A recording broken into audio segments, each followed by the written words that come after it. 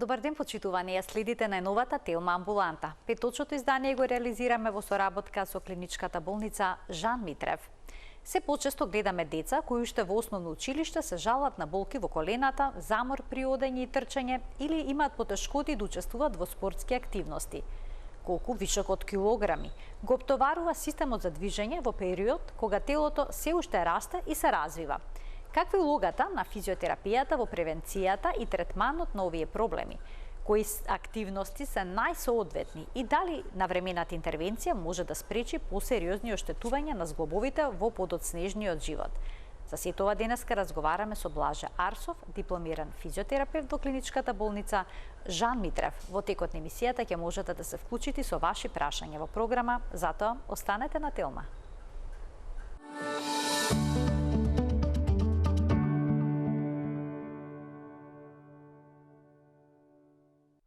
За улогата на физиотерапијата кај лицата со зголемена телесна тежина, пред се кај децата и адолесцентите, денеска зборуваме со Блаже Арсов, дипломиран физиотерапевт во клиничката болница Жан Митрев. Блаже, добре ни дојдовте повторно во Телма амбуланта. Добар ден. Добар ден, ви благодарам на поканата. Се почесте проблемот со дебелина кај децата и адолесцентите, за жал. Па кога се вели дека едно дете има прекумерна телесна тежина, односно дебелина? Знаете, порано се радувавме кога ќе видиме дете кое што е ухрането, полничко, и тоа беше еден статус на здраво дете, нели? Но сепак со текот на годините увидовме дека и премногу ухранетите деца сносат последици врз на своето здравје заради тоа што не можат да се дружат со своите врсници исто како што било и претходно. Така да, тоа е една тема на која што мислам дека е време да се отвори и се отвара се почесто. Веќе не можеме да ги игнорираме овие проблеми, бидејќи сега се почесто ни е пред очи ни се децата да ги видиме дека се всушност со намалена физичка активност, нели, деца кои што се постојано на телефоните, на социјални мрежи, не знам, деца кои што се пред компјутери, пред телевизори, кои што не трчаат, не играат, не излегуваат, кои што ги нема детските игри како порано кога ние растевме. Игралиштата понекогаш се празни. Така да се појавија веќе оние деца кои што за жал се обезни или се дебели. И заради тоа и решив оваа тема да ја отвориме и воедно да напоменам дека во рамките на Жан Митрев клиника функционира Центарот за менаџирање на обезност, кој што е единствениот кој што има акредитација од Европската асоциација за проучување на дебелина, со тоа што ќе можат родителите на овие деца и воедно да имаат и некаков патоказ, да не се справуваат сами, бидејќи најчесто лутаат, да бидам искрен, од оно што го слушам и од луѓе кои што ме контактираат, и при пациенти во болницата. Да, ќе посетат педијатар, ќе добијат насока за да не јадат грицки, примери, или шеќери, благи работи. Ќе отидат на нутриционист, ќе им дадат можеби мени, ќе добијат листинг, но на крај останува некој да ја спроведе физичката активност или да речеме да направи шема, индивидуален план за физиотерапија или физикална терапија со соодветна физичка активност по индивидуален план за самото дете. Бидејќи не е само да го пуштите детето да трча, така, што тоа дете кој што може би има 10 или 15 килограми дополнително на својата телесна тежина, од оние нормални очекувања за возраст, да речеме од 15 години, може да има болки, може да има одбивност од физичката активност, заради тоа што не се чувствува нелагодно да биде физички активен. Така. Така, значи улогата на физиотерапевтот е многу важна во процесот на третманот на дебелината. Во процесот на совладување на физичката активност која што е предвидена за него, со тоа што ќе му направи собствен индивидуален план врз основа на потребите или моменталната состојба. Не можеме ние децата одеднаш да ги пуштиме да играат фудбал ако имаат од 15 килограми екстра од она што е предвидено. Значи, мора да се направи соодветна проценка. Сега проценката Како се прави таа проценка?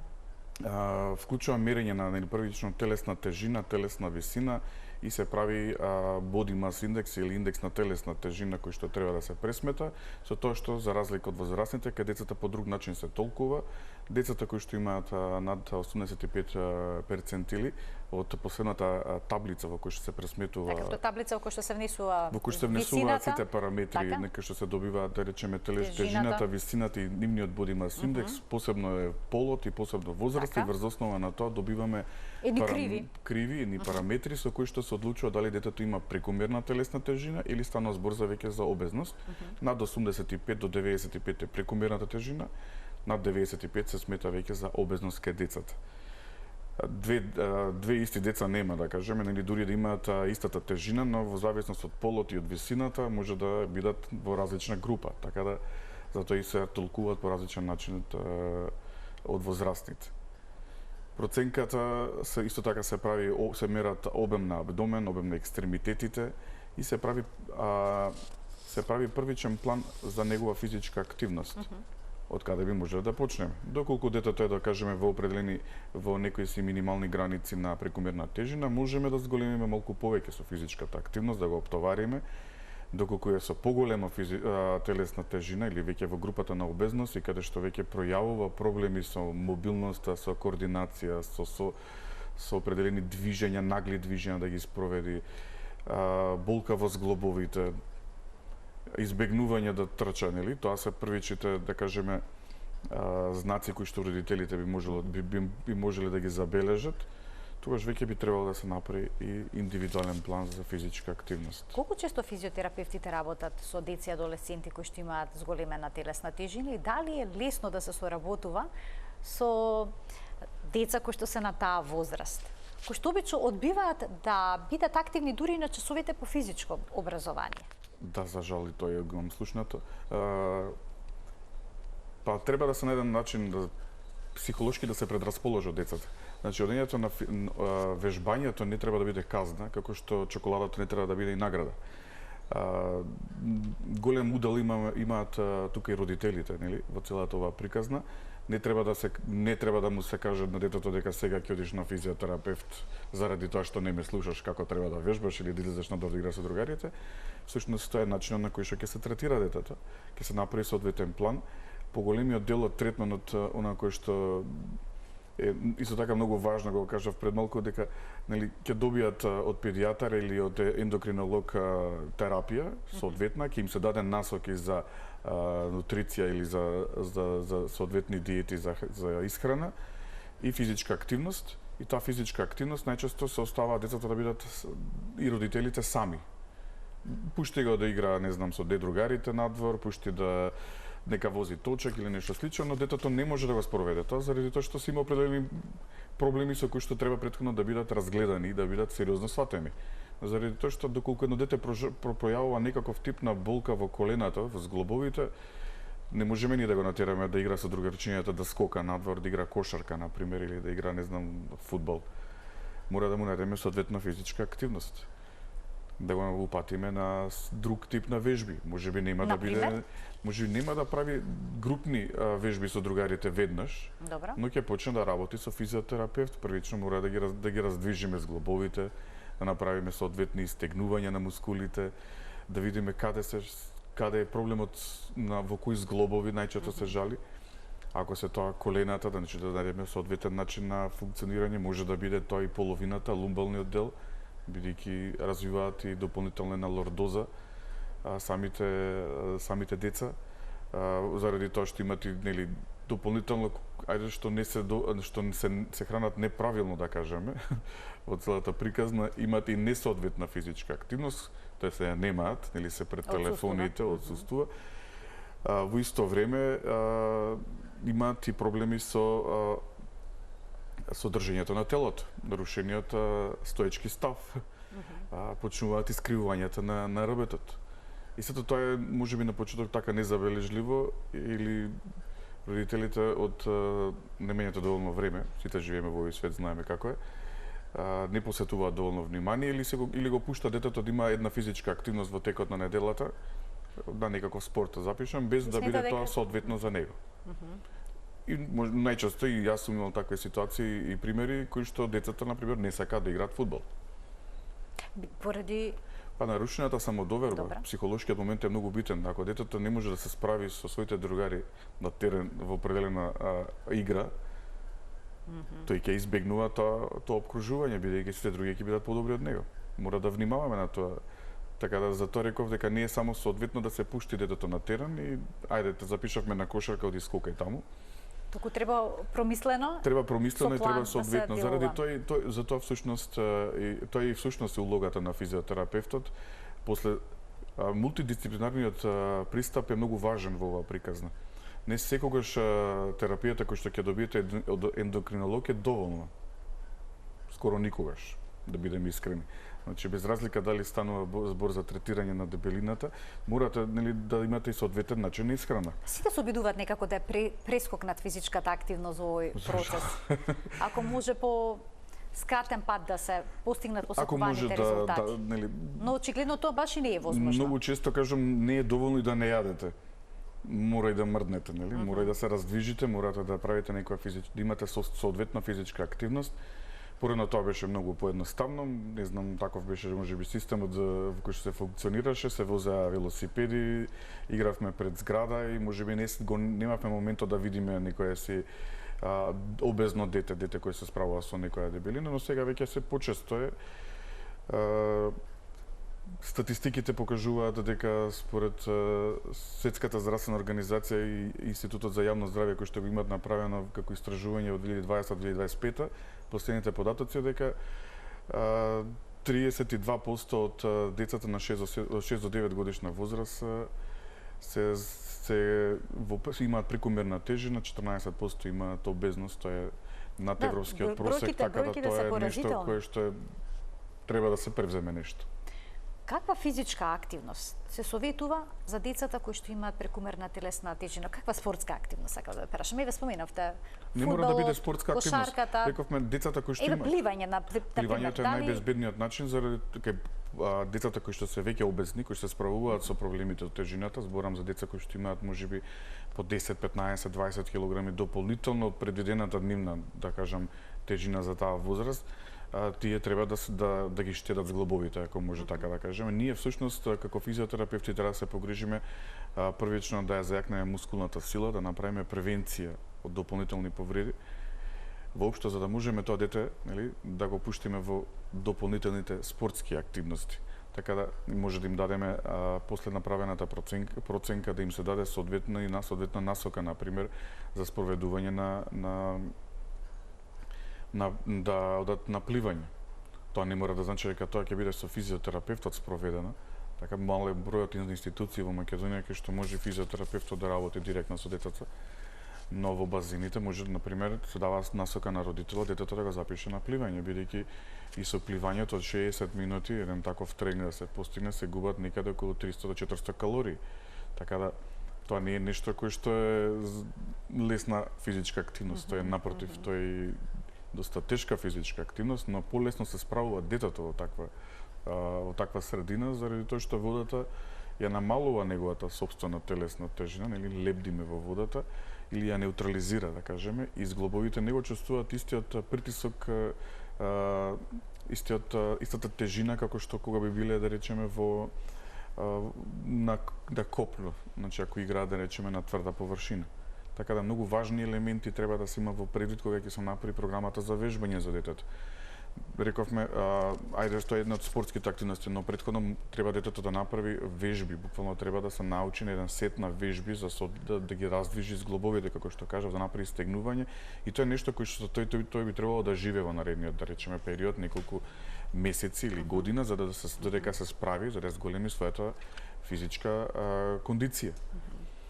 Од кога тоа ќе почне да влегува во неговиот нов животен стил, како нова активност, тогаш можеме да дополниме и со други физички активности, каде што ќе вклучиме, да кажеме, и пливање. Децата кои што немаат проблем со тежината, да кажеме, за одржување на сопствената нормална тежина, имаат потреба дневно некаде 60 минути физичка активност со умерено темпо. Кај децата кои што имаат прекомерна телесна тежина или кои што се со обезност, веќе тие треба да имаат зголемена физичка активност, со умерен интензитет, значи зголемена збориме за минутажа некаде од 60 до 90 минути, или каде што ќе бидат вклучени различни типови на игри, можеби пливање дополнително, прошетки, пешачење, брзо одење, нешто кое што ќе зголеми мобилноста и физичката кондиција на самото дете. Не мора се да биде кажано на детето од аспект дека сега ова ќе го направиме за да ослабнеш. Туку одиме да се прошетаме просто. Така. Едноставно. Со тоа што ние сме личниот пример во суштина. Мораме ние да дадеме насока на детето како треба да функционира. Така, некогаш треба да видиме модел, не некогаш, туку секогаш. Модел, позитивен. Позитивен, да, апсолутно. Во секој аспект. Ке ги вклучиме гледачите, почитувани од тој момент емисијата е контактна, можете да поставите прашање кое што се однесува на денешната тема. Ние продолжуваме понатаму, споменавте дека е многу важно движењето. Што е со оние деца кои што одбиваат да се движат или да вежбаат? Како родителите да ги мотивираат? Може ли физиотерапевтот да учествува во целиот тој процес? Апсолутно. Се среќавате ли со тие мотивирани деца? Родителите се свесни за состојбата и ја препознаваат состојбата и побарале помош од физиотерапевт, се наоѓа начин како тоа да се спроведе. Секако за различните возрасти имаме различен пристап, не можеме да бидеме исти за сите, нели? Децата кои што се, не знам, од 6 до 9 или, не знам, возраст од 10 до 15 години, се има нормално различен пристап со кој што ќе се опфатат и со кој што би се по различен начин би се пристапило за третман. Тие нема да имаат проблем, бидејќи всушност физиотерапевтот можеби ќе го направи првично проценката и ќе направи насока, ќе даде насока на родителот кои се евентуално неговите потребни активности, дневни активности да ги спроведува. Ќе му направи сет со вежби кои што заедно ќе го спроведат. Сето тоа оди преку игра. Јас сега го објаснувам, може би изгледа вака малку чудно за гледачите, нели најчесто физиотерапевти во Македонија не се разбират, не се сватени како специјалисти за ваков тип на проблеми, за жал. Но кај оние свесни родители кои што знаат каде треба да побараат помош, добиваат и соодветен пристап. Децата одбиваат ако е нешто, како да кажам, премногу строго. Да, дисциплината е многу важен фактор кај воспроведувањето во третманот на обезноста. Тоа е многу важна работа, но во секој случај треба да се најде начин како да се пристапи до детето, да се најде начин како тоа преку игра да зголеми својата физичка активност и да не биде свесно за цела ова приказна. Ненаметливо всушност да му се наметнат одредени физички нови животни навики. Да, нови животни навики, така. Кои зглобови обично страдаат кај децата поради зголемена телесна тежина? Дали нивните коски зглобови се всушност почувствителни на дополнително оптоварување во споредба со возрастните? Најчесто страдаат по некој редослед колкови, колена, скочен зглоб, стопалата и лумбална регија, значи ребетот. Да, почувствителни се, бидејќи се во процес на раст. Така да секоја животна, да кажеме, навика стекна лоша животна навика стекната, да речеме, лошо држење на телото, нормално дека тоа подоцна ќе покаже резултати после извесен период, може нема да биде, ќе се справува детето можеби во наредните 10-15 години, но на возраст од 35-40 ќе ги почувствува првите проблеми, да кажеме, во лумбална регија или во проблемите со коленот. Се зависи од тоа со каков тип на обезност разговараме, дали тоа се некоја тежина која што е, да речеме, плюс 15, плюс 20, плюс 25 килограми дополнително, сите тие целата таа тежина прави оштетување. Ние знаеме дека зглобовите се составени, нели, од различни, да речеме, коскини структури, имаме лигаменти, имаме тука менискуси, да кажеме, на колената, така да таа тежина, да кажеме, од дете кој што треба да има 50 кила, а има 70, тие при нормално стоење тој држи, тоа колено издржува 70 кила, но при неговото движење, при евентуален скок, тоа се зголемува на 3 пута 3 или пута 4, така да тие меки ткива или структури во колената, да кажем, или во скочниот зглоб, или во самиот трбет помеѓу пршлените, секако дека ќе има таков тип кумулативен притисок, значи од тежината кој што ја носиме или кој што носи детето, и ќе настанат некакви промени кои што можеби во почетокот реков како дете, нели како млад може нема да се забележат толку многу и можеби полесно ќе се справи, но ќе останат промени кои што ќе не стигнат. Така. После известен период, значи како и да е, ќе не стигнат, така да дали тоа ќе биде на возраст како што реков од 35 и 40, и намерно ги кажам овие возрасти бидејќи друго е да имаме ние, ајде да кажам, лумбоишиалгија во период од на возраст од 60, 65, кога реално можеби имаме и помала физичка активност, така. Гонартроза се појавила можеби на 60 и на 65, горе долу чекуван период за некакви дегенеративни промени на зглобовите, нели артритни. Но нешто кое ќе се случи на 35 и 40 треба да се замислиме дали тоа е примарната диагноза или секундарната, зашто всушност можеби нешто почнало и претходно. Заради тоа и всушност разговараме денеска за обезност кај деца да направиме промена во свеста, дека не е тоа многу далеку од сега. Дете на 15 години, можеби за 20 години од сега да се справи, да се соочи со проблем кој што во моментов не го гледа како проблем. Но ќе се јави со така сигурност. Апсолутно, тогаш веќе се менуваат сите моменти, да кажеме. Ние сега зборуваме само за мускулно-скелетниот систем, но да спомнеме дека всушност не се само проблемите со мускулно-скелетниот систем, тука збориме здравје. Сега зборуваме од аспект на физиотерапија. Како аспект на физиотерапија може да збориме и за проблемите со кардиоваскуларниот систем, кои што настануваат, така. Намалената физичка кондиција, нели сето тоа е. Така, поврзано е. Знаете, процентот на масти кој ќе се зголеми во телото доаѓа до запушување на определени крвни садови, кои што понатоа нарушуваат целата функција на целиот тој кардиоваскуларен систем. Треба да се има во поголемата слика. Во аспект на тоа што ме прашавте претходно, дали почесто физиотерапевтите работат со деца кои што се со зголемена телесна тежина, да, работат, но доаѓаат како со секундарна диагноза, например, доаѓаат со болки во колената или искривување на ребетот. Всушност примарната диагноза е обезност и всушност треба да се почне од редукција на телесна тежина. Да, ние ќе го решиме локално проблем, може ќе намалиме болката, ќе спроведеме соодветни физиотерапевски техники, дали кај дете, дали кај адолесцент или кај возрастни, ќе намалиме болката, нели? Ќе најдеме начин да го зголемиме. Но тоа е, да кажам, решение за овој проблем.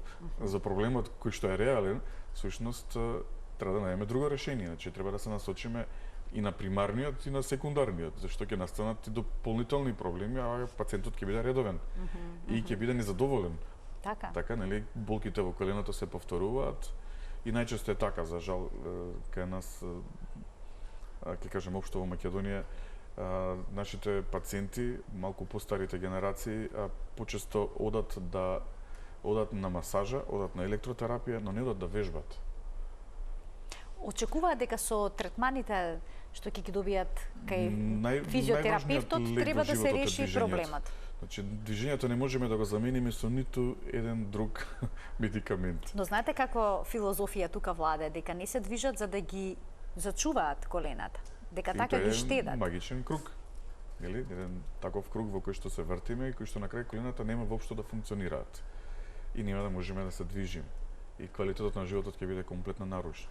Така да голема е сликата, да кажам, на кој што треба да се гледа и да треба да се размислува и мораме да влијаеме врз нашите нови генерации во Македонија да тој животен стил да биде комплетно променет, зашто штом почнува да се појавуваат деца со обезност во 5-то, 6-то, 7-то одделение, 8-то, тоа е веќе сериозен проблем за размислување.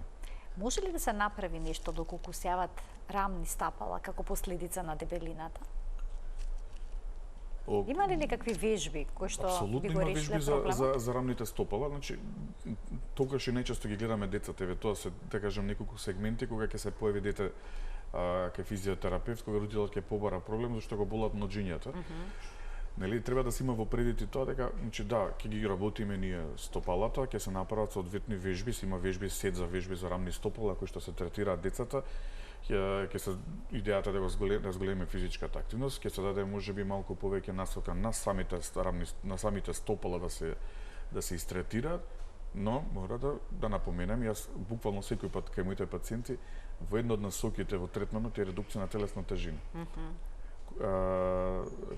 Консултација со нутриционист, Значи мораме да се координираме, не сум јас најважниот во третманот, како што не е најважниот во третманот и нутриционистот и ендокринологот. Сите ние го правиме пристапот во третманот на пациентот. Така.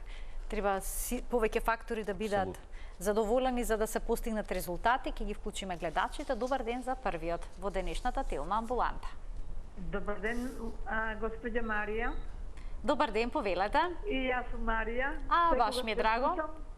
И ве следам преку телефон, како што е редот. Поздрав за докторот и не провоцира, бидејќи овдека се работи за детска дебелина и што се случува со колен дама. Јас имам едно, да речам, вонедно, не се актуелно, ама вонедно е прашање во визави вашава тема. Доктор, бидејќи се работи за физиотерапеут, јас сум секогаш згрозена од тоа децата колку тешко се оптоварени со тие, оти се работи за кичма со тие ранците. Па тоа е нешто страшно тешко. Значи, за нас е тешко. Имам ја внука од 8,5 години, кој ќе го падам рането за нашколо, јас за вистина се згрозувам и сакам ја да и го носам, ама они се навикнати. И со тоа, значи, многу треба да се направи некоја акција, или што да речам, и сум читала да ви кажам, докторе, за во Русија, децата во Русија, нашколо, школските деца, мали, големи, било кој, значи има доктор специјално што кажува колку да биде пон ранецот, колку тетрадки. Вие знаете по колку, по 300 страни има трето деление учебник по математика, по македонски 300 страни, ами не е еден предмет. Тетрадки плюс домашно школско, тоа е страшно нешто.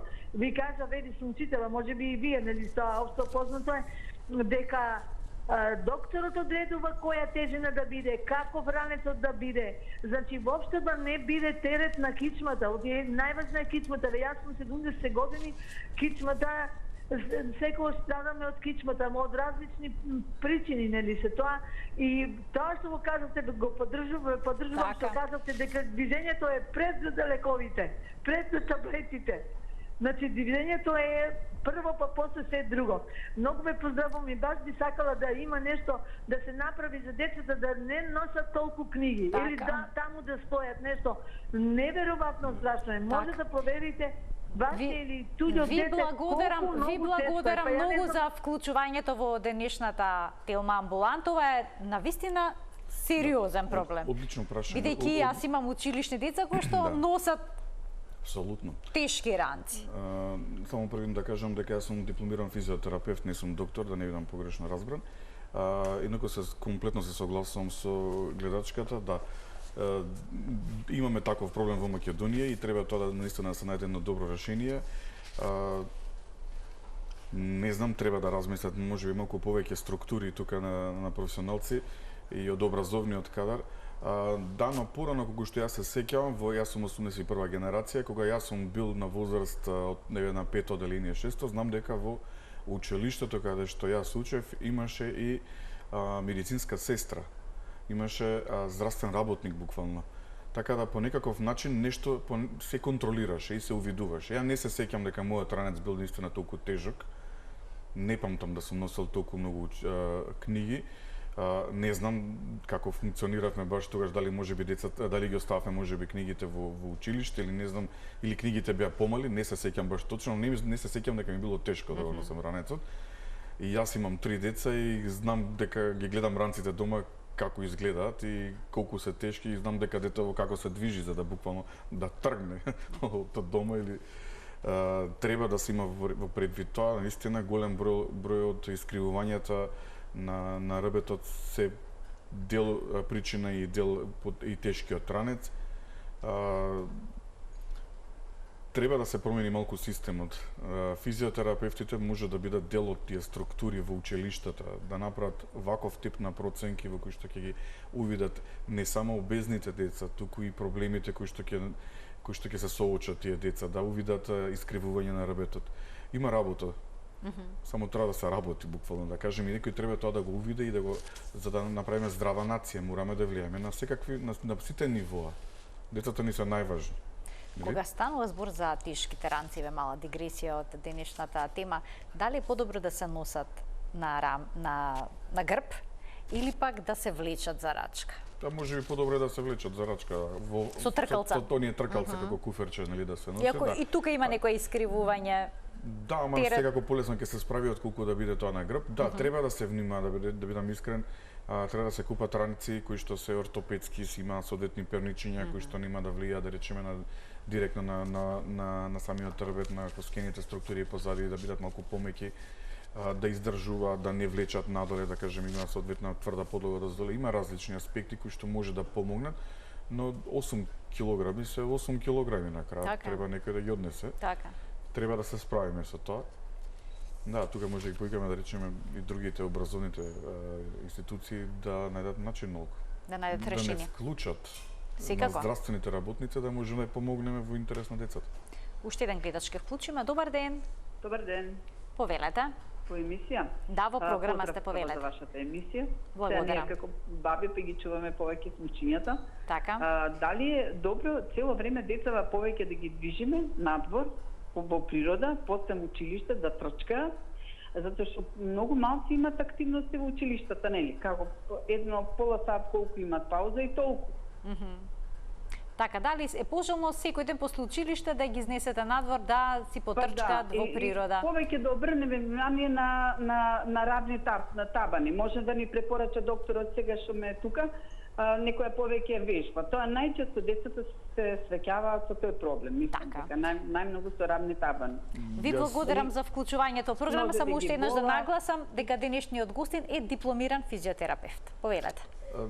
Можам да ги поканам да дојдат кај нас во болницата, да им направиме консултација и да видиме зашто станува збор со проблемот. Кога станува збор за рамните? За рамните стопала, да, и за да можеме да покажеме вежби, сепак вежбите можеме да ги покажеме во сала, нели? Кај нас тука не би можел да покажам сега вежби во моментов. Инаку да, од аспект на прашањето на господјата, имајќи предвид дека очигледно дека во училиштата не се посветува доволно внимание на физичката активност. Не се спроведуваат активности надвор во дворот. Од различни причини, не знам, би било добро фамилијата да учествува во приказната за зголемување на физичка активност. Значи, една од основните може да биде прошетката, дали може тоа ќе биде игра во парк, во двор, но е добро сите да учествуваме, зборам од аспект е убаво што каже, нели бабите ги чуваат внучињата, тоа е во корист и на бабата, дел од активностите заедно да ги проминат, да прошетаат. Значи, дали тоа ќе биде пешачење од 60 минути. Многу е важно да има некоја динамика и да знаеме дека нешто сме го спроведеле соодветно. Да имаме физичка активност, ако нешто работиме, ние сакаме параметри малце здравствените работници. Пешачењето да не биде 5 минути или 10 минути. 60 минути, 5 до 6 километри, може да кажам да потоша 300 калории. Така да можеме добро да направиме, иако тоа е секој ден. Зборам за дете кој што не се справа, кој што нема, да речеме, прекомерна телесна тежина или необезност, туку е просто за одржување на сопствената нормална тежина и на физичката кондиција. Значи, дајте си тајминг, да кажам, малку време да учествува тука, некои си бројки 5 до 6 километра движење заедно. Така да секако во секој случај среќа што, да кажам, сега имаат можност децата со баби да со дедовци да се дружат, па тоа би било корисно, корисно и за двете генерации, групи, да кажам, за да може да се спроведе тоа, бидејќи искрен да бидам како личен пример и кога ќе се вратам од работа, јас немам доволно време или енергија за да спроведам една таква прошетка, да кажем. Мене ми треба време за одмор. Но децата си имаат повеќе енергија и добро е некој што ќе биде мотиваторот или некој кој што ќе може да ја спроведе, да речем, таа активност. Како побрзо се губат килограмите? Дали со интензивен тренинг или пак со една постепена активност? Најчесто со интензивен, но мора да се внимава, како што рековме, за деца кои што имаат некакви веќе проблеми со зглобовите кои што пријавиле болка, дали се колена, рамни стопала или болки во половината, тогаш ќе се одеси умерен ритм, умерен интензитет на спроведување на вежби, кои што наместо да биде 60 минути ќе го зголемите на 90 минути, или доколку има можност и учествуваат и другите во, да кажеме, и родителите, тогаш тоа може да биде на заедничка, да кажам, една заедничка дружба од 120 минути, една прошетка, тоа може да биде играње со топка, без некој посебен интензитет, значи не е важно кој ќе победи. Така да мора да се најде соодветен начин да се проценат првин децата, дали се во која група се и дали ќе направиме штета дополнително, реков. Не е само да го пуштиме да игра да трча, нели? Ако има дополнително 50 килограми, дополнително 15 килограми, тогаш тоа ќе му пречи за да спроведе било каква физичка активност и ќе избегнува, нормално ќе сака да седне на страна. Така. Значи треба постепено воведување на физичка активност која што е соодветна за детето. Мојата препорака да се почне првин со пешачење, со брзо одење. Во меѓувреме може да се вклучи и пливање во текот на неделата, дополнително возење велосипед. Зборам за активности кои што би требало да бидат барем околу 60 минути во текот на денот. Не сите во истиот ден. Ги распоредуваме, нели, на 5 до 7 дена, за да може тоа дете да стекне на животна навика за редовна физичка активност. Буквално организмот ќе му го побара тоа следниот ден, нели? После и самите знаеме кога одиме да вежбаме, после месец дена вежбање кој ќе созадеме на рутина на организмот. Имаме потреба за тоа. Веќе имаме потреба да вежбаме. Тоа е истото се случува и кај децата, затоа можеме да направиме селекција, да кажеме, доколку детето има обезност, се справува со дебелината и е проблем тоа, родителот го увидел, може да почне по еден ваков тек. Пешачење заедно, брзодење, зголемување, речеме малце на темпото, да се запише во клуб за пливање, значи доди на пливање еднаш неделно, 60 минути да се спроведува, да вози велосипед, повторно се враќа на прошетките и значи сето тоа додека не се стекне на навика од прилика 120 минути, кои што нема да му прават дополнително проблем на детето за да се активира. Од кога ќе почнеме веќе да ја зајакнуваме мускулатурата, значи мускулите околу коленото да бидат стабилни, силни, да може да се справат, да исчезне болката, да кажеме, да се справат со некакви нагли движења, тогаш можеме да го вклучиме детето во некои поинтензивни игри. Дали тоа ќе биде, како што рековме, фудбал, кошарка, не знам, планинарење или нешто слично, но тогаш веќе знаеме дека тој ќе се справи, бидејќи неговата мускулатура веќе е зајакната и нема да се соочува со проблем на терен. Ќе има и малку поголема самодоверба. Не е во ред да го, како што кажав, да го пуштиме да игра фудбал, и мотивацијата да му субие и толку ќе биде. Тој може да биде добар фудбалер после извесно време, од каде знаеме ние каде. Но можеби никош веќе нема да сака да се приближи до теренот. Ако почувствува, нели, фрустрација, нарушена самодоверба, децата денесно знаат да спроведуваат и мобинг, нели? Да, булингот е тука. Булингот, така да треба да се има, сето тоа мора да се има во предвид и да се најде соодветна физичка активност. И преку игра да се посети внимание, секако родителите се многу голем фактор.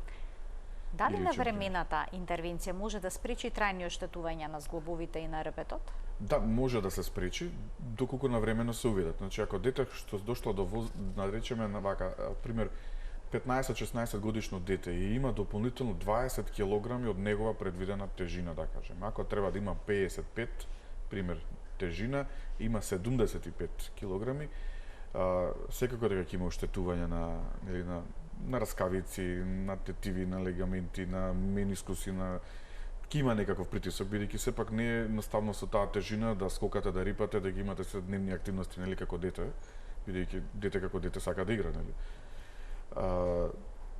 Можеби ќе се соочи понатаму, но секако колку порано се превземат мерки, барем нема да биде толку многу големи оштетувањето, да кажам. Штом се стигнало да веќе да имаме 20 кила дополнително, нели, од предвиденото, веќе сме задоцнили, ако може така да кажам. Сега треба да реагираме, да намалиме тежината, да зајакнеме мускулатура, па после тоа да видиме во животот со кои проблеми ќе се справиме и дали ги воопшто ќе ги имаме. Сепак се зависи, знаете, ние може да имаме генетски предиспозиции да бидеме обезни. Тоа е факт, но не значи дека ќе се случат. Се зависи од тоа како ние ќе се однесуваме во животот спрема сопственото тело, кои животни навики ги спроведеме. Секако, значи, нездрава исхрана, газирани пијалоци, пушење цигари, седентарен начин на живот, не можеме да очекуваме дека ќе бидеме подобри за 15 години без да мрднеме. Така. И без да побараме помош од лица кои што си ја знаат работата. Сметате дека родителите сериозно сваќаат детската дебелина, бидејќи се уште постои убедувањето ќе порасне, ќе се извиши и ќе ги загуби килограмите на таков начин? Да, кога децата растат, може да останат нистата тежина, да кажеме, но растат, нели? Океј, тоа е веќе друга приказна. И да, можеби тука до тој до само ќе се сложам, но не се сложам кога ќе видам мајка во парк на своето дете кој ќе му даде, не знам, кока-кола и чоколадо. Не се сложам, поготово кога ќе видам 3-годишно дете уште со шишенце за цицање да се стави кока-кола. Тоа се гледа. Низ Македонија, низ Скопје се гледаат такви работи. Мислам, јас сум ги видел, сакам да кажам, значи Така, газирани пијалоци. Апсолутно газирани пијалоци со премногу шеќери на дете од 3 годишна возраст, не може да очекуваме дека тој сега ќе стекне добри животни навики. Така? Ние веќе сме го насочили. Затоа реков на почетокот, не може да биде чоколадото награда, а физичката активност казна. Треба да обратно. Така, обратно треба биде. Не сакам да кажам дека не треба да јадеме благо, нели јаглен хидрат или сепак деца, да кажеме. Но треба да најдеме начин како и тие да излезат од нив, зашто натоложувањето на јаглен хидратите, тоест на непотребните јаглен хидрати кои што нема да ги потрошиме, ќе станат масти, нели? После треба да се справиме со тој процент на масти во телото. Имате ли информации колкав дел од возрастните лица што доаѓаат на физиотерапија за болки во колената, со гонартроза, со некои болки во тетивите и слично? Кога растат најчесто имаат проблеми во колената, тогаш има еден синдром кој што се појавува Озбуш-Шлатер синдром кој што нели тегне малце коската. А во текот на растот се јавуваат болки на раст. Се знае да се појавува тоа, но замислете во една таква ситуација кога дополнително има уште 10-15 килограми, па дополнително телото треба нели да се истекне за да порасне. Треба да се има во предвид тоа дека. А што со оние возрастни лица во години кои што доаѓаат за некакви проблеми со колената и на физиотерапија? Имате ли информација дали во младоста се соочиле со обезност, со проблеми со тежината? Ако се искрени, ако ја кажат информацијата за време на земењето анамнеза, знаете, секој почеток е кај здравствените работници ние земаме анамнеза, кога ќе дојде пациент кај нас, правиме на консултација, една проценка врз основа на оно за кој што е дојден, да кажеме, ако се болки во колена, болки во вратот и половината или нешто слично кој што е. Моментално нашите протоколи налагаат ние да ги земеме податоците како телесна тежина и телесна висина и веднаш имам информација за body mass index во моментот на пациентот кога е присутен или во амбуланта, но доколку пациентот каже, например, дека е на 19 годишна возраст или 20, каже дека изгубил во последните 2 години, 3, изгубил 10 килограми, дека ослабнал, дека почнаа да му се појавуваат некои проблеми, да, можеш да ги поврзаш. Така, некаква релација се направи. Да. Кажуваат, сега зависи кој како, нели? Сепак таа возраста кога не се признава. А дали со губењето на телесната тежина на прекумерните килограми веднаш ќе се намали болката во зглобовите или во ербетот? Зборувам сега кај младите лица. Ќе имаме веднаш подобрување, кај нив и најлесно е всушност да дојдеме до подобрување, до спек на намалување на болката. Реков, ако не ги ставиме во група кај што мора да трчат, да скокат, ако ги заштедиме колената со соодветна активност и не можеме да очекуваме дека децата за еден месец дека ќе ослабнат 10 кг или 15, од она што е, да бидеме реални. Со соодветната физичка активност, кога детето ќе го воведеме во приказната со повеќе активности, максимумот кој што може да го постигне да изгуби за еден месец е од 1 килограм до 2. Не можеме ние да очекуваме дека тоа дете ќе ослабне за 2 месеци. Така, постепено тоа да оди. Значи, тоа е долг период, заради тоа можеби вака звучи малку збунувачки за сите, не е нешто кој што ќе направи одма, значи не е таблета кој што треба да се испе. Физичката активност не може да се замени и за жал или за среќа, не знам, тоа трае како третман. Тоа трае како третман и тоа е нешто со кој што пациентот седи дома, ја многу често им кажам на пациентите, вежбите никој пат не ги зимам со мене. Кога ќе напуштите ординацијата, вежбите се ваши, може да си ги однесете дома. Да, тоа значи дека одговорноста за сопственото здравје е на тој кој што има потреба во моментот. Апсолутно, ние ги учиме како да спроведуваат вежби, може да работиме заедно 5, 10, 15 дена да направи една навика за спроведување на вежби, но тој мора да спроведува и дома. Значи, таа е навиката што треба да ја пренесеме на пациентот, на детето, за дома тој да има потреба да спроведува вежби, да работи. А дали со физичка активност, без промена на начинот на исхрана, може да се очекуваат резултати? За жал не. Мислам, Да, физичката активност бидејќи некој ќе се убеди да биде физички активен, но се случува да не може да се откажат од своето мени. Нема да може да се добиете соодветни резултати, така ќе се изразам, да бидам искрен.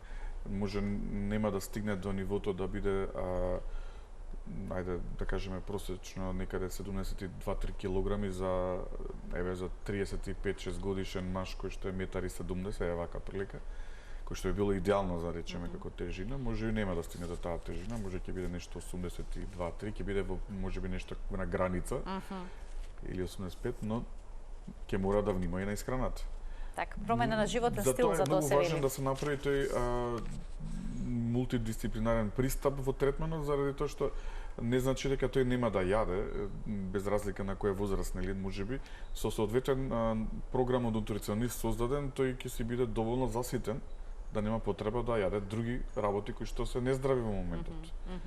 Значи тоа се, да кажам, советите од страна на нутриционистот, или не треба да се јаде малце покасно, не знам, таму после 18 часот, да се внесуваат дополнително, не знам, јаглен хидрати, најчесто, нели, чоколада, чипс или нешто слично. Тоа се работите кои што всушност не вртат еден магичен круг, нели? Сепак, многу е важен пристапот на нутриционистот во оваа приказна.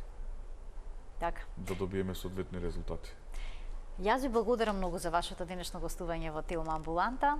Навистина една интересна тема. Офативме еден аспект од процесот на губењето на килограмите за кој што ретко се размислува, но е исклучително важна алка во целиот овој синџир, кој што води до успех. Ја би сакал само да додадам дека луѓето треба да бидат свесни дека без физичка активност не може да ослабнат, без разлика на што и да примат и какви тип на медикаменти и колку и да не јадат, мора да имаат соодветна физичка активност. Тоа е многу важен елемент. Важно да побарат мислење од специјалисти и за да може полесно да се справат со проблемот. И мене ми е мило што разговаравме денеска на оваа тема, заради тоа што сметам дека по некој пат работите ги оставаме нели под тепих. За да отвориме малце. Точно е дека во последните неколку години во Македонија помладата популација, зборам за некои си од 20 до 35-40, веќе почна почесто да одат во салите за вежбање, нели? Тоа е наистина многу добра работа и веќе еден добар тренд, но се уште имаме, штом ни се појавуваат деца во 5-6 делина, имаме нешто со кој што треба да се интервенира и се промени. Да, интервенираме. Така да се надам дека ќе ни разберат пораката гледачите. Сигурна сум во тоа. Ви благодарам уште еднаш за гостувањето, а јас ким се заблагодарам и на гледачите што беа заедно со нас и денеска. Почитувани, ви посакувам пријатен ден.